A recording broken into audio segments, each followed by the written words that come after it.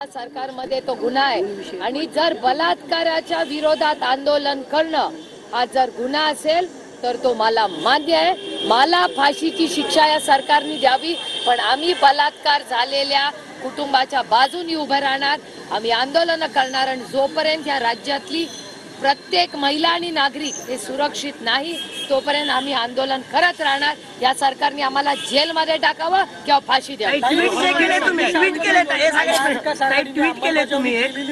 Tweet केले तुम्ही 2 minute ताई, तुम्ही एक ट्विट केले, गृहमंत्र्यांना विनंती केली आहे की राज्यात ज्या घटना घडतात माझी सुरक्षा काढा।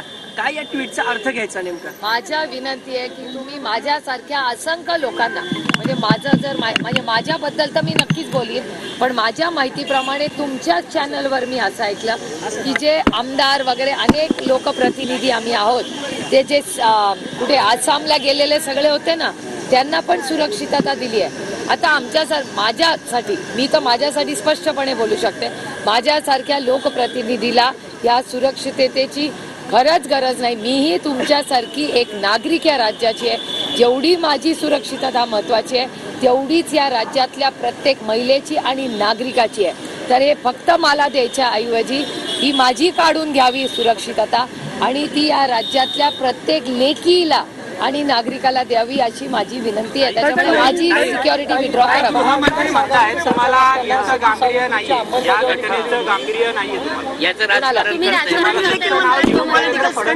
तुम्हाला या घटनेचं गांभीर्य नाही, तुम्ही राजकारण करताय। देवेंद्रजींनी माझ्यावर कितीही आरोप प्रत्यारोप केले, हा त्यांचा अधिकार आहे, ही लोकशाही आहे। त्याच्यामुळे जरूर त्यांनी माझ्यावर किती आरोप केले तरी मला चालेल, पण मी हात जोडून एक आई म्हणून, एक बहीण म्हणून, एक लेक म्हणून, एक नागरिक म्हणून या राज्याच्या गृहमंत्र्याला विनम्र पुन्हा विनंती करते की बाबा रे, तुम्ही या राज्याचे गृहमंत्री आहात, या राज्याची महिलेची सुरक्षितता आणि नागरिकांची सुरक्षितता ही तुमची जबाबदारी आहे। तुम्ही राज्याचे गृहमंत्री आहात।